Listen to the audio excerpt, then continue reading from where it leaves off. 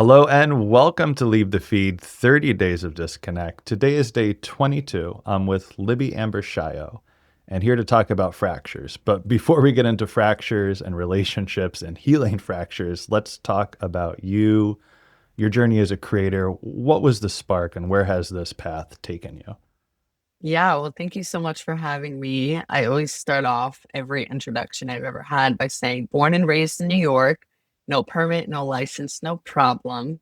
Graduated with an acting degree in a very unprecedented time in the world, which completely changed my trajectory. But my Jewish mom always was like, you got to make money in the business. I was like, "Ugh, Mom, leave me alone, but fine. I'll take up an interest in talent management and casting." Went to the furthest possible coldest SUNY, University of Buffalo. And so throughout the program, it was really small, really intimate. I decided my junior year to work for a talent agency in New York. Fell in love, was like, this is end game for me. I'll kill the acting bug. I'll do well in the industry and make money. Hopefully, that's the goal. And lo and behold, the pandemic had other plans. My senior year, we were working with one of the original SNL writers, Alan Zweibel, and we were working on a show with him, but the show obviously got canceled too, as well as my interviews. And that turned into comedy lessons from the expert via Zoom. And so I got pretty inspired and accidentally started a TikTok career where I took from what I knew, pretending to be my Jewish mother online, this accidental Cheryl Cohen figure, and the one of me pretending to be my mom freaking out about Passover during COVID. That's the video TikTok made viral. TikTok then posted it on Passover, tagged me on Instagram on the holiday, and the rest was history. So I really took that as my sign to go with it, start this potentially new career while the stage was closed. And I worked the corporate side from Jewish organizations because that's what knew me at the time, to eventually a Jewish podcast, Schmuck Boys, that we've been doing for the last 4 years, Marla, my co host, and I. And then the corporate world of skincare, missed the humor desperately. Then the agency space where I was on different snacks from Tums, Emergency, Sour Patch, Trident. It was a fun time. And then February took the leap of going full time creator, but also full time consultant. So that's everything in a nutshell.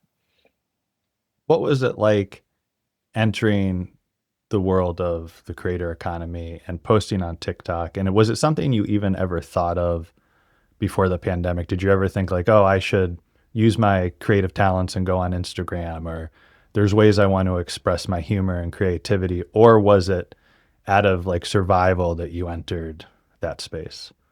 Yeah, it's so interesting because I was definitely the most annoying poster of my generation, especially on Snapchat when it would say the number of how many seconds you would post. I would always get comments like, Libby posts too much, pretty much my whole life.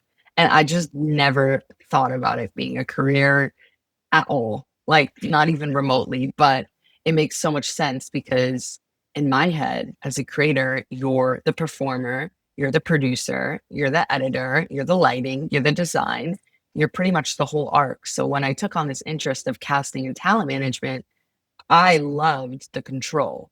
And as an actor, you didn't always have the control. It was, you could be your best self, go in that room, and you might not get the role. And, maybe there will be something else out there. This way felt like paving my own way. And instead of auditioning for commercials, I could be the face of a brand working on the account and not be too blonde or not be too tall and really take matters into my own hands. And that's why I loved like pitching ideas that I would then be able to create and then see posted as if it was a commercial in some capacity. So tell us about your podcast and the types of topics that you cover, because I find it fascinating and brilliantly fun. Yeah, so I actually worked for a company called Lost Tribe at the beginning of my career, one of the first freelance opportunities, and they started a creator network, essentially like the Jewish Barstool. And I remember working on a podcast with them called Jewish Mom Approved. They had a whole editing team. I would create content for them. And through the process, I had two single friends, and we would always chit chat, always talk about the dating world. And I was just meeting my now husband at the time. And I was always thinking to myself, wouldn't it be cool to own my own podcast? Like, this is awesome, but I feel like I'm ready to make that leap. And so eventually the three of us, now two of us, one of them is married, amazing, and her career just no longer aligned with having to also be a creator in the lawyer space. We basically kept going and we just had this beautiful, special thing going called Schmuck Boys. And we realized that within growing up in the Jewish world and Jewish identity, you're told a lot of things about the culture, especially about dating, who you should marry, who you shouldn't marry. And we kind of wanted to be the example of why instead of telling you what to do, like, let's show you all the cool Jewish people talking about why they care about their Judaism and obviously the humor behind it. So talk about how your community has grown and what's that been like in terms of empowerment, the benefits to your mental health, and getting this group of individuals like around your voice, around your content, and around your mission. Yeah, I mean, like I said, the first video that even gave me any career, whether it be in corporate or a creator side of things, was super niche, Judaism and Passover and Jewish moms. And so I really did get rewarded for that. And so Judaism has always been the forefront of everything that I do. And so I always make sure to keep that consistent message, but also have taken an interest in sharing other parts of my life. But like the podcast being like a more serious part of me and just showing how I can channel different parts on different platforms. And obviously, definitely has taken a mental toll, especially with the state of the world. But I think because it's what got me to where I am, and because I was a theater person my whole life, I always had thick skin. So I pretty much stayed exactly the same in my mission from 5 years ago, but it's just expanded with so many incredible opportunities and people that I'm so grateful for, and, like, how cool that it was from sharing my culture online. It definitely feels like you were set up to succeed with your passion for acting, talent management, being able to play all of these roles. It's fun. You're in charge. It's your Yeah. show, but I'm sure it definitely also comes with those mental health challenges, just participating in the creator economy. You know, am I doing enough? Am I posting enough? The metrics, the vulnerability. What are some of the challenges that you face and how did you overcome them? Yeah, I mean, straight off the bat, being Jewish and loud and proud online, especially today, is not seen as a positive thing. So I've been receiving a lot of hate, whether it be from death threats to hate comments ever since 2020. Unfortunate, but true. So I've always been loud and shared even some of the comments at points where I felt like I needed to, or interacted with different platforms to share my thoughts on the matter and like reporting the comments. I've held different community WhatsApp groups. I started one in 2020 for Jewish influencers. Started with like 20 people. And now it's so beautiful. There's so many people who are Jewish voices online. Now there's over 300 people in this WhatsApp. I'm the only admin. And really, it was meant to be like a safe, protected space to help bring everyone together. If someone, needed help reporting something or got locked out of their account due to these issues. Like, it gave me even more of a I have to be strong moment because I wanted to help other people as well. And really just going through things as a community helps. And I also started doing Jewish influencer events like after October 7th for that reason too. I felt like in a way I kind of was building this community for my audience, but also anytime I saw someone who was Jewish and proud online, I'm like, I'm going to take this upon myself to bring them in because their mental health dealing with this, it might be new, it might be different, they might react differently. So I really wanted to create that community. It's heartbreaking to think that you'd be met with death threats. It almost brought me to tears. And hearing Huge. that and reporting that, what happens after you report that? Where does that go? And what type of safety do you feel from that? Or do you feel eternally vulnerable in this position? I think very early October 7th was a big turning factor for me, especially, you kind of mentioned it, but like in regards to burnout, I was not just a full-time creator up until February. So I was working on like 10 corporate accounts and my personal account and the podcast. And I still made it my mission to share about everything that was going on because it felt more important than ever. It's like, how could I possibly have this platform where I was benefited from sharing my Jewish pride online to not sharing right now? And obviously, there was a lot that came with it. I definitely experienced anti Semitism online before, but it was like a different way. So I would really have to step outside of the frame for a second sometimes because I was so used to posting comedic content with like pride, of course, involved.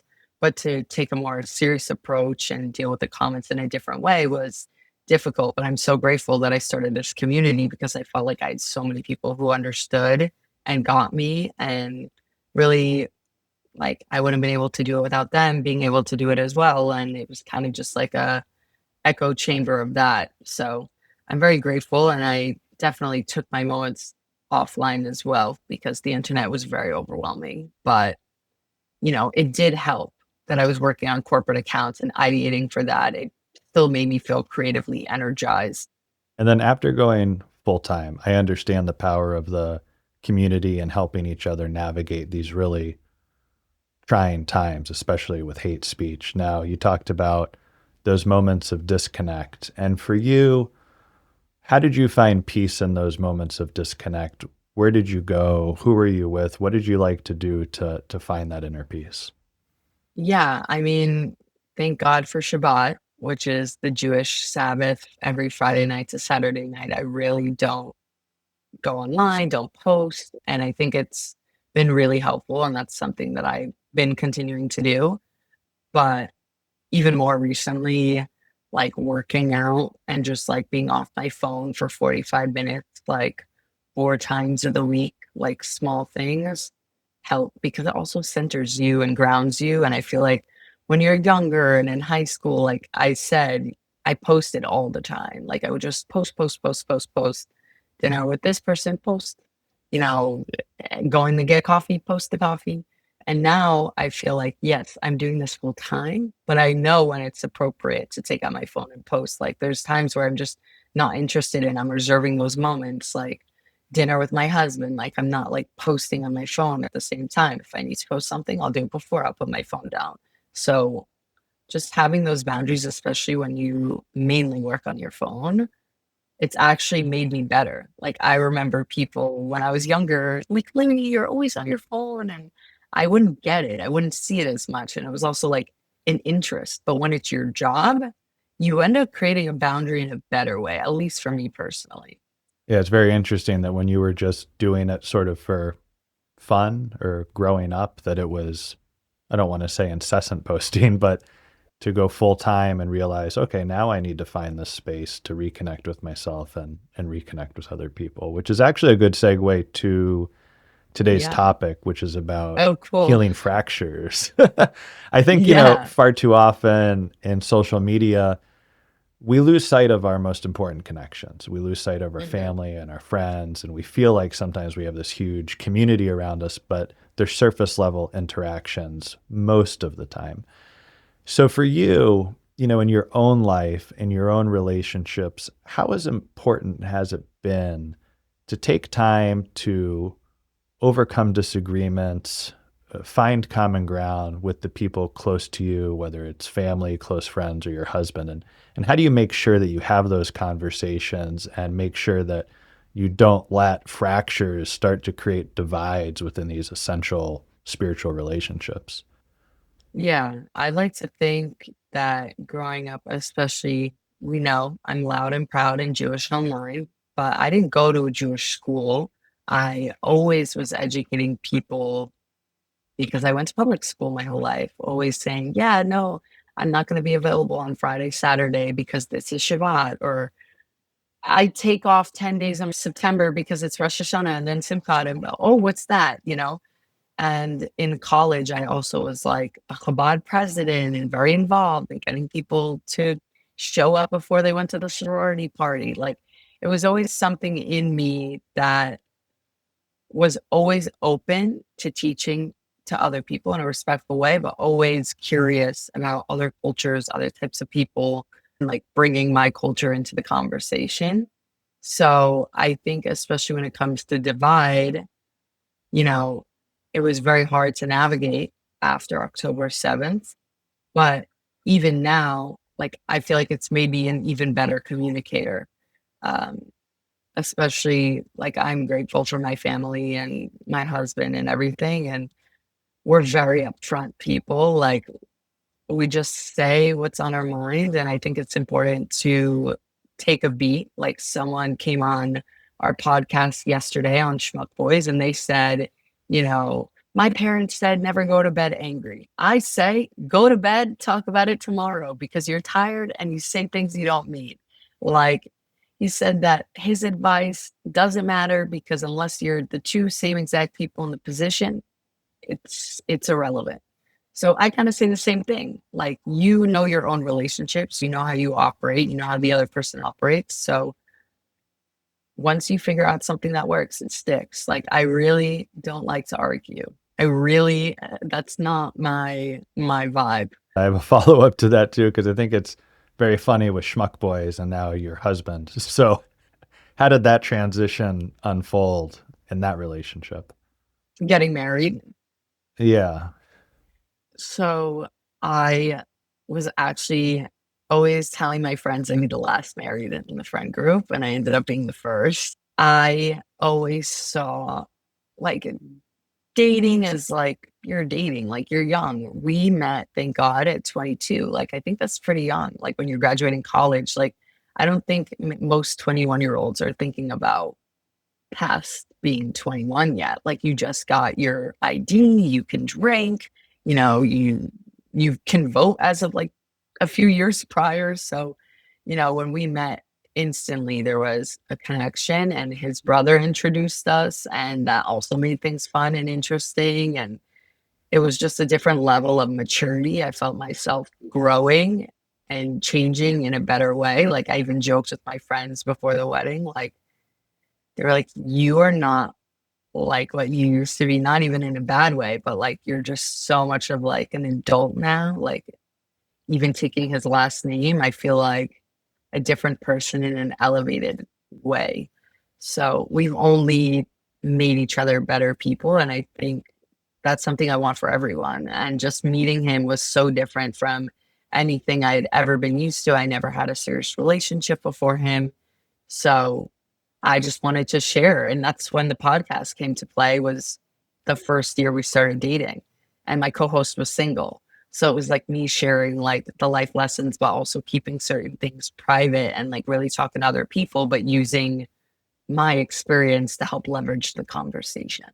So it was a really special connection that the two of us have, and it makes so much sense for both of us. Like, there's so many things that like he does or I do that, like, growing up, if I could have told myself this is the type of future you'll have with the type of person you'll have, I would have been like, whoa, that makes so much sense.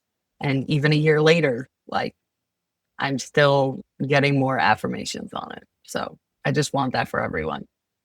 That's beautiful. Talk a little bit about the process of unity and being together and getting married. And you said that helped you grow stronger and become a better person. What were some of the changes or departures of from ways of old to ways of new from having that relationship? Yeah. I mean, I think part of it is just, there's another person involved and you're a team. So it's not like you can decide to move to California tomorrow without talking to them. Not that I would. Like, jokingly on our first date, he was like, "Hey, listen, like, in the Syrian culture, if this ends up anywhere, my parents' names are probably our future kids' names." I was like, "Hey, in the future, if this works out anywhere, I want to live in the city my whole life." And we kind of shook on it. So, it's just always important to communicate and be aligned. And then, like, I've always appreciated when he'd be like, listen, like, maybe that was not the best thing to say in that situation if we're asking for advice. Like, he's never just gonna, like, I don't know, like, if I would be wrong, like, he would tell me, or, you tell them, "Oh, this friend said this, and so I said that," or whatever small indication it is. And even just about like business emails or etiquette, like I was just learning so much specifically about his career in tax. Like I didn't know so much, and he helped teach me that value. He didn't know much about social media and he was always open. So I think it's really building on together. And we met each other at the start of both of our careers. So, like, he knew me online first, but I had like 10,000 followers. Like, I was just starting something, I was freelancing. He saw me work at an agency, saw me work in Jewish organizations and skincare. Like, he saw the trajectory change to become me working for myself now. Like, him believing in me and being like, no, like, you could do this is what also gave me the strength to be able to do it. It's amazing what we can accomplish together. It's such a beautiful Yeah. story. Now, where do you see the trajectory of you as a creator going? How do you see it evolving into the future? Such a good question. I hope to have my own daytime television show at one point. That would be quite cool.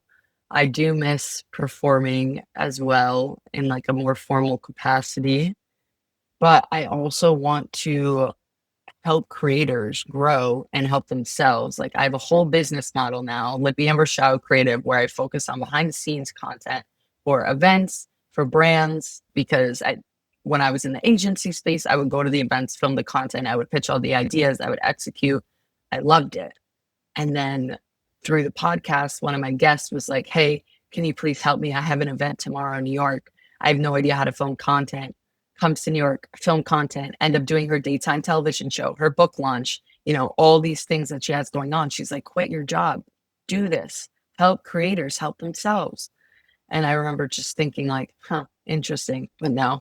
And then I got married and planned the whole thing in 5 months. We literally booked our wedding venue 4 days after we got engaged. And I pretty much filmed everything, loved doing that part. I wasn't like a crazy bride when it came to details. I just wanted to maintain the moments, some to post, some not to post, but to have. And then I ended up posting a lot of them and realizing I kind of love this too. This kind of feels like the moments now. So I specialize in behind the scenes. I specialize as a wedding content creator, but then I also work on TikTok strategy with my clients and I work on a project basis. I have some retainers depending on what they be, but it's the way I can be a full-time content creator, but still use everything I learned from the agency and in-house. Because I feel like a lot of creators don't know how to help themselves, don't know what a content pillar is, don't know about strategy, pitching to clients, what goes on behind the scenes. So to be able to be both and like be that middle ground person, I want to add more of that on my page and with who I am as a person. I can't say goodbye to the consulting side to just be full-time content creator. I have to merge both. Yeah, there's definitely a need there. I mean, for those that haven't grown up in strategy or behind the scenes content Yeah, creation, there's a lot of foundational elements that can go in place and make everyone's job a lot easier and understanding the why behind the content they're putting out. right. Now, the other side is some people need to take a break from social media. And right now, there's some people that are listening to this podcast that are going through a 30-day challenge to disconnect, others that are just looking for inspiration. How do I have a more healthy relationship with social media? What would be your words of encouragement or advice for anyone that is stuck in the world of incessant scrolling or feels stuck as a creator and social media started to get almost the best of them? Mm. This is gonna sound so silly, but like it's the first thing that came to my head. Make scrolling fun again. Like, don't scroll necessarily for work all the time. Sometimes late at night when you're just scrolling for fun, like I have both times for myself. Like in the morning, I'll look through, okay, what's this, what's that? And I do like my TikTok trends of the week every Monday post and like how creators can use them, how brands can use them. And that's like how I'm building my business. But I think that when I look at TikTok late at night, that's when I'm getting my ideas, or like sometimes at 2 in the morning. Like, allow yourself to just have fun, press post.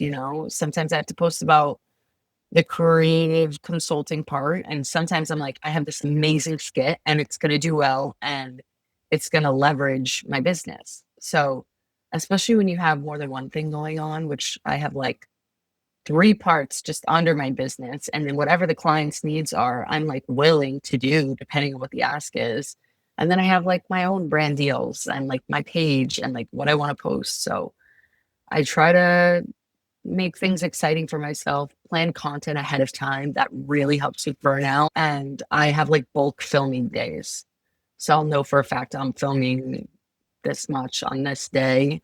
And weirdly enough, sometimes working on Sundays helps me.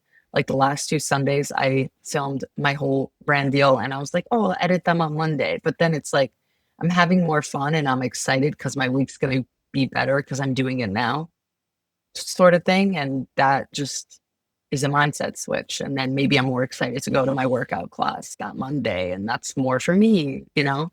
So just balancing where your head's at and being real with yourself, keeping like an updated notes of ideas you do have. If you don't write it down, it won't get done. And what happens when it doesn't become fun for someone, when they're feeling stressed out or feeling like I want to compare myself against this person, this amount of followers, or I'm chasing Call me, numbers? call me, call me. Like, let's chat it out. I think it's important to also like have a person that you feel comfortable talking to about this. Like, oh, I posted 10 good videos and none of them did well. Like, I must suck. No. Did you try posting it on every other platform? The amount of times that has happened to me where I'm like, oh, I'm a little bit redeemed because on Snapchat for some reason got over 10,000 likes. Interesting. Maybe Snapchat has that one thing, and just like understanding the strategy of each social media platform you post and what does well on each. I think Later is a really good platform to help with that. I also use beacons for my media kit. I have every single case study, every single partnership I ever have in one home base. If you're listening, if you're a creator, if you don't have a beacon, it's literally what are you doing? Like, also get a manager. You feel like you really need the help and the support, get a manager. If you feel like you're capable and you could get more opportunities on your own, don't get a manager. But if you feel burnout, you know, you would want to call someone like me who does the business, but also is a creator to figure out how we can help you. And one thing I offer is like a social media audit call for an hour of my time for $100, where we just sit on the call. You know, you need help with your media kit, your pitches aren't good enough. Let's build your own beacons like right now on the phone. Let's come up with all your pitches, you know, take notes of this whole call, whatever it might be. I had someone ask me for like social media strategy overview, and we got on the phone and did that for an hour. So I really like to help creators help themselves. And sometimes it's just stepping away for a week and coming back. Mini tangent. I lost a family member last month and I was putting a lot of stress on myself because I realized that it was a Jewish holiday pretty much every week. And then there was Shabbat in September, October. And I wasn't like posting or making the content I wanted, let alone feeling funny, you know, once there was a sudden death in the family. And I remember I was on like a work call and I was like delivering something. I was like, can it be like a more chill concept? You know, like I don't really have the brain for this. And they were like, did you cut slack for yourself yet? And I was like, oh, like, yeah, you're absolutely right. It's okay that I'm not posting anything funny right now. You know, it's okay that all my posts are about my grandma, like whatever it might be. And I'm glad, like, I leaned a lot on like working out during that time period. And then I ended up sharing about that and how that's helped me through this time. So there's always something to share about, even if you're going through something hard, because people want to hear and it resonates. And my grandma post, somebody reached out to me and they were like, my grandma passed away on the same day. We also had to like a week later sit Shiva, and I resonated so much with your post. Want to get coffee? Is what I said. I was like, let's meet up. And we did. And she was like, thank you so much for giving me this time to speak about my grandma and pause. So you never know what one of your posts can do. Yeah, definitely. I think that's beautiful about the power of social media and the power of what happens from a reciprocity standpoint when we put it out there. And Yeah. I also like what you said about disconnection, that disconnection doesn't mean you forget about social media. No, disconnection can mean you reevaluate your role as a creator and what you want to bring into this world and how you come into it with more exactly. purpose. And Yeah. strategy changes. Like strategy changes. You're the one running your show. So like try something new. And that's part of a strategy. Just creators don't know that yet. They're like throwing things at the wall. Okay. But then when you see what works, it can become a content pillar.